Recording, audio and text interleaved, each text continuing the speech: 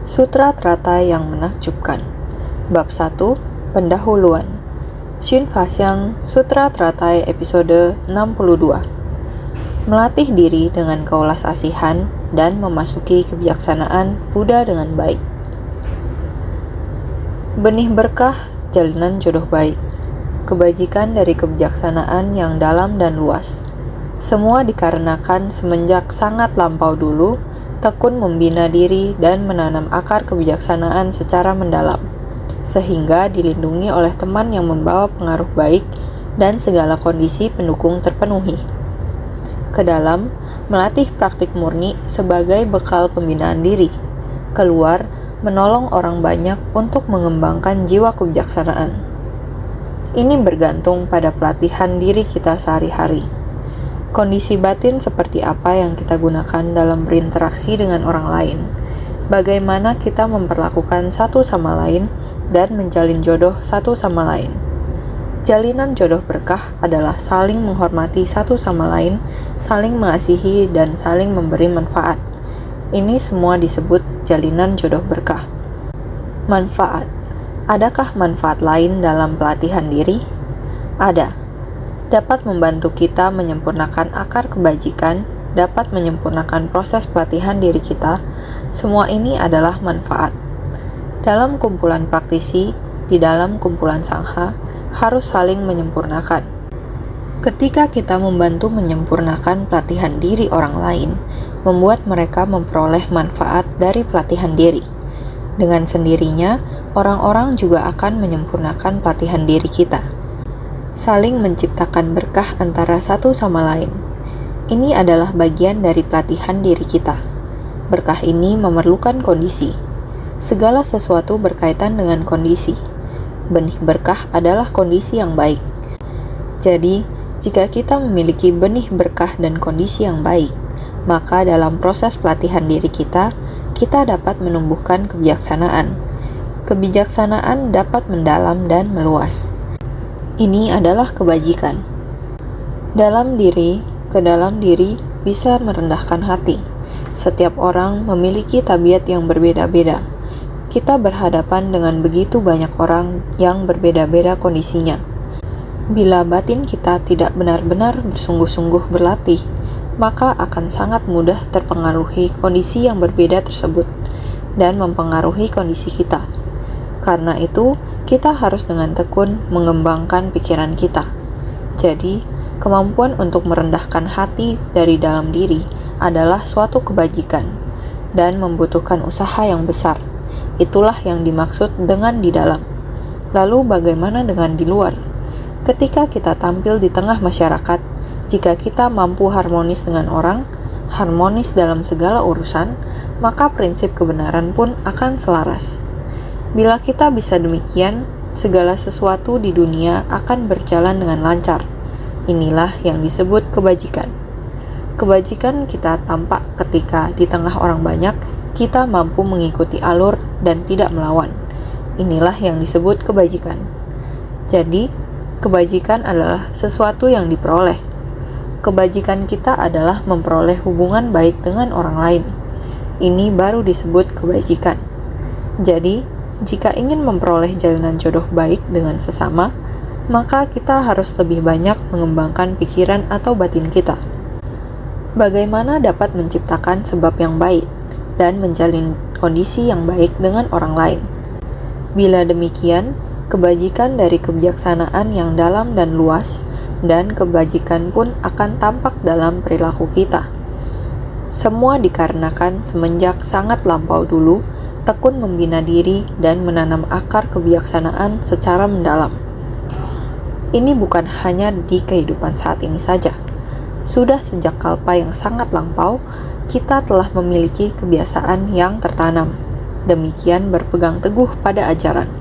Berpegang teguh pada ajaran dan kebiasaan yang tertanam ini, kita berada di ranah orang suci, menyesuaikan diri dengan kondisi para bijaksana.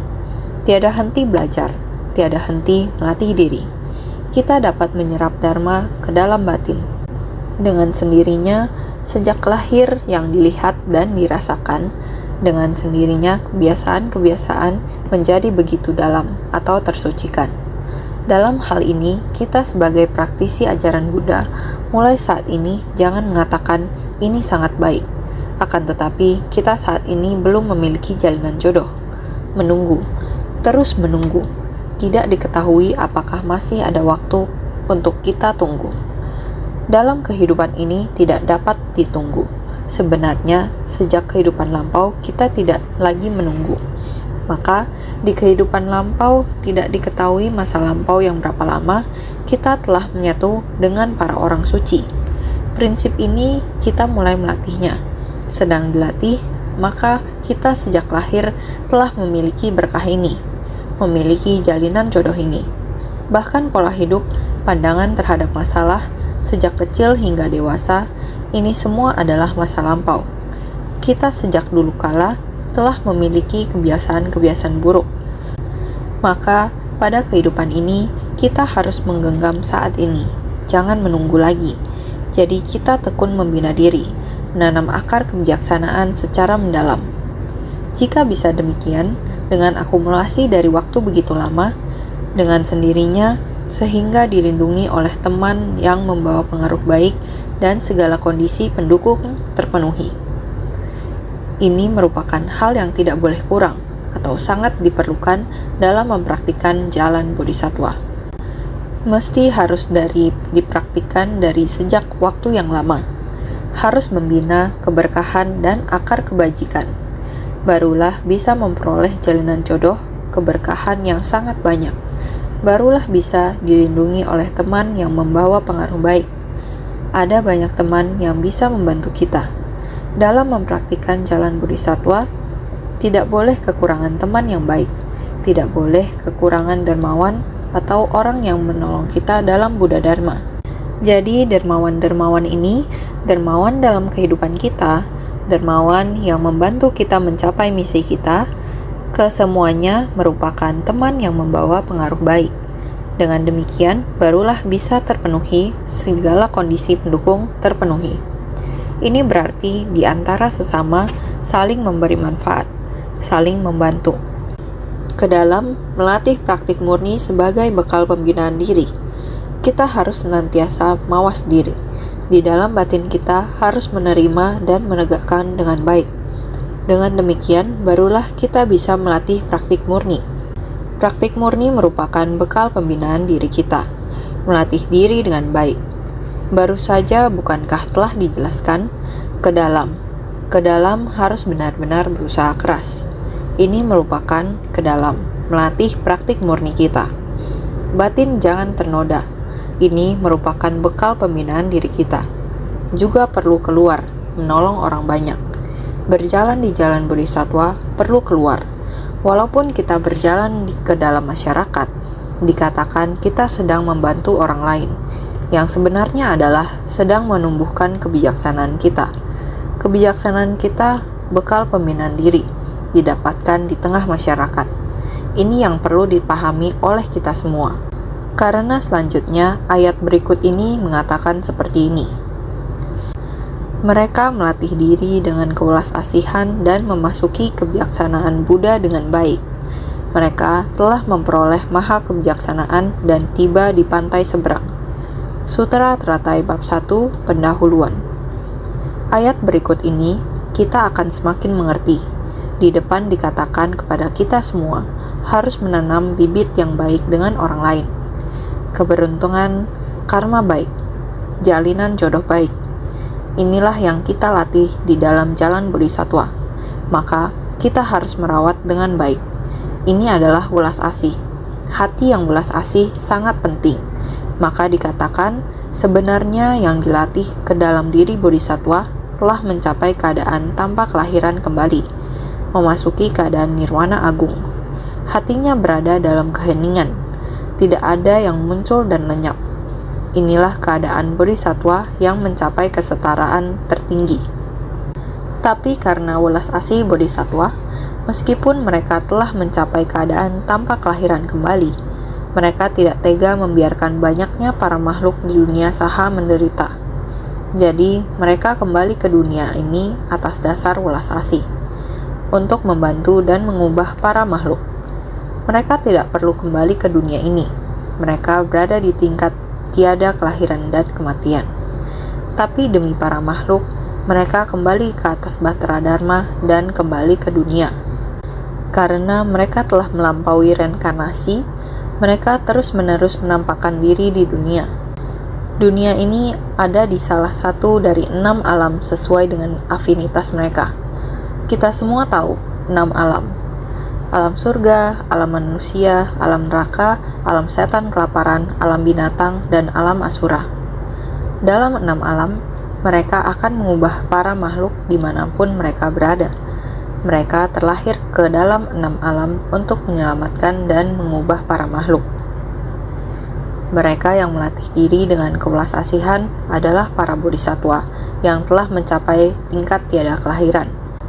Demi para makhluk di dunia saha, mereka tidak dilahirkan lagi dan menampakkan diri di 6 alam kelahiran. Oleh karena itu, para bodhisattva menjadikan 3 kelompok alam sebagai rumah mereka, baik itu alam berwujud, rupa dhatu, alam tidak berwujud, arupa dhatu, maupun alam nafsu, kama dhatu, dan sebagainya.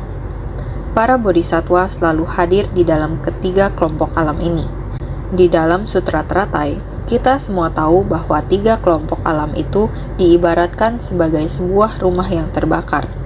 Demikian Buddha mengungkapkannya, dengan menggambarkan 3 kelompok alam ini seperti rumah yang sedang terbakar. Betapa berbahayanya rumah yang terbakar, penuh dengan penderitaan, dan betapa membuat orang merasa tidak tenang. Inilah sebabnya semua orang yang membina diri berharap dapat melampaui 3 kelompok alam. Namun para bodhisattva dengan ikhlas kembali memasuki dunia saha, rela menjadikan dunia yang begitu tidak stabil ini sebagai rumah mereka, dan menganggap para makhluk hidup yang keras kepala ini sebagai anak-anak mereka. Kita sering mendengar bahwa hati orang tua terhadap anak-anaknya tidak akan pernah merasa lelah atau meninggalkan anaknya. Seberapa nakal pun anak itu, hati orang tua tetap rela melakukan banyak hal demi anak mereka. Meski harus menanggung banyak penderitaan, mereka tetap rela berkorban untuk anak-anaknya. Itulah hati seorang bodhisattva, sehingga sering berkata bahwa hati orang tua adalah hati bodhisattva. Jadi bodhisattva memperlakukan 4 jenis kelahiran sebagai anak-anak mereka. 4 jenis kelahiran yaitu kelahiran melalui kandungan, kelahiran melalui telur, kelahiran melalui kelembapan, kelahiran secara spontan. Ini disebut 4 jenis kelahiran. Beliau menyebutkan semua makhluk sebagai anak, bukan hanya pada manusia saja, tetapi semua makhluk hidup. Beliau memperlakukan mereka sebagai anak mereka, begitu menyayanginya dan mencintainya. Sebenarnya bodhisattva adalah meminjam upaya penuntunan para makhluk. Mereka memasuki kebijaksanaan Buddha dengan baik. Kalimat ini sering kita katakan, bersumbangsih tanpa pamrih, dan masih harus berterima kasih. Berterima kasih pada semua makhluk, membantu kita menyempurnakan pelatihan diri kita. Betul, bodhisattva merasa bersyukur, meskipun mereka kembali ke dunia saha tanpa memiliki keluhan. Terhadap para makhluk yang keras kepala, mereka tidak merasa dendam. Mereka bahkan memiliki perasaan bahwa kita menghargai semua makhluk hidup. Saya membimbing para makhluk mengasah kita. Demikian kita baru bisa lebih maju. Jadi dikatakan, mereka memasuki kebijaksanaan Buddha dengan baik, melatih diri dengan kewelas asihan, memasuki kebijaksanaan Buddha dengan baik. Dengan welas asih kita melatih tubuh dan batin. Tubuh harus masuk ke tengah masyarakat. Batin harus mampu menerima dunia. Tempaan penderitaan dari kekeras kepalaan para makhluk, demikianlah baru bisa mencapai kebijaksanaan. Karena itu bodhisattva tidak seperti praktisi dari kendaraan kecil, yang memandang 3 kelompok alam sebagai penjara. Para bodhisattva dari kendaraan kecil, yaitu para Sravaka, mereka tidak bermaksud membimbing para makhluk, karena mereka tidak ingin menjalin hubungan lagi dengan orang lain. Mereka hanya ingin menyempurnakan diri sendiri. Mereka melihat 3 kelompok alam seperti penjara. Mereka tidak berani mendekati, bahkan mereka menjauhinya. Tidak berani mendekat. Ini adalah jalan menuju pembebasan pribadi. Tidak berani mendekati 3 kelompok alam. 4 jenis kelahiran sebagai perampok yang dibenci. Melihat para makhluk ini seperti melihat musuh, sehingga tidak berani menjalin hubungan. Sering kita dengar orang berkata, baik atau buruk, saya tidak berani berhubungan lagi. Urusan duniawi pun saya tidak berani ikut campur. Tidak berani terikat lagi. Inilah kendaraan kecil. Praktisi kendaraan kecil. Para bodhisatwa menjadikan 3 kelompok alam sebagai rumah, 4 jenis kelahiran sebagai anak. Dengan meminjam upaya penuntunan para makhluk, mereka memasuki kebijaksanaan Buddha dengan baik. Tidak seperti para praktisi dari kendaraan kecil yang memandang 3 kelompok alam sebagai penjara dan 4 jenis kelahiran sebagai perampok yang dibenci. Kemudian dikatakan mereka yang melatih diri dengan kewelas asihan, yang juga berarti melatih diri dengan tubuh yang ditampakkan di dunia ini. Di dunia ini merujuk kepada dunia manusia. Jika bodhisatwa menampakkan diri sebagai manusia, melatih diri di dunia ini, meskipun dia berada di tengah orang banyak, namun dia mempraktikkan secara mandiri, dari dalam batin, melihat bentuk dan rupa kerumunan orang. Prinsip kebenaran dari segala sesuatu di dunia membuatnya dapat melihat secara tuntas prinsip kebenaran dari kehidupan manusia, sehingga meminjam kondisi manusia untuk melatih diri, atau kondisi dari fenomena pada kondisi yang buruk. Dia juga meminjam kondisi ini untuk mengasah diri, sehingga melatih diri dengan tubuh yang ditampakkan di dunia ini. Ini merujuk kepada penampakan diri pada kondisi, melatih diri pada tempat ini. Tercerahkan dengan demikian, memasuki kondisi tersebut ke dalam batin. Keluar berbicara untuk memberi manfaat kepada orang lain. Semuanya menggunakan hati maha welas asih sebagai landasannya. Terhadap kondisi di luar, masuk ke dalam hati kita. Dalam hati sudah memahami jelas kondisi di luar. Keluar menyampaikan dharma kepada setiap orang. Membuat para makhluk bisa mengubah kondisi batin, merubah niat tidak baik menjadi perbuatan baik. Ini adalah kebijaksanaan dari bodhisatwa. Masuk ke tengah alam para makhluk untuk memahami tabiat buruk dari para makhluk, melihat dengan jelas tabiat buruk ini, berpadu dengan prinsip kebenaran. Dengan prinsip kebenaran mengubah hati para makhluk. Ini adalah bodhisatwa sedang memutar roda dharma. Ini adalah akar mendasar. Mereka yang melatih diri dengan kewelas asihan, melatih diri dengan tubuh yang ditampakkan ke dunia ini. Ke dalam, mereka sendiri merealisasikan jalan kebenaran dan memasuki kebenaran sejati. Keluar, berbicara untuk memberi manfaat kepada orang lain. Semuanya menggunakan hati maha welas asih sebagai landasannya. Meneladani Buddha membina diri hingga mencapai tingkatan bodhisatwa, masih harus menanamkan segala akar kebajikan. Jadi, makanya dikatakan melatih diri dengan kewelas asihan, artinya menggunakan kemaha welas asihan untuk membabarkan dharma, setiap saat dan setiap tempat, serta sesuai dengan kapasitas. Jadi, membina diri ke dalam dan mempraktikkan keluar. Semua harus menggunakan kemaha welas asihan sebagai dasar. Artinya adalah, kita harus dengan maha welas asih ini kapan saja, di mana saja, sesuai akar kapasitas membabarkan dharma. Akar kapasitas ini seperti apa? Menggunakan metode seperti apa? Tempat seperti apa? Membabarkan kondisi seperti apa? Ini harus menggunakan kebijaksanaan. Jadi, memasuki kondisi itu dengan mengikuti fenomena dan substansi di baliknya, menghapus kondisi sulit tanpa kenal mundur. Bodhisatwa harusnya demikian, masuk ke dalam kondisi lainnya, mengikuti waktu dan tempat. Di mana suatu peristiwa terjadi, kita harus masuk ke dalam membantu mereka, menghilangkan kesulitan yang mereka hadapi. Seperti di suatu tempat terjadi bencana, kita harus menggunakan cara apapun untuk masuk ke dalam keadaan itu dan memberikan pertolongan. Tidak takut kesulitan, maju dengan berani dan tekun. Inilah yang disebut kondisi bodhisattva. Melatih diri dengan kewelasasian, memasuki kebijaksanaan Buddha dengan baik. Semua ini membuat kita sangat bersyukur. Segala kebijaksanaan juga tidak akan mundur. Artinya, memasuki kebijaksanaan Buddha dengan baik.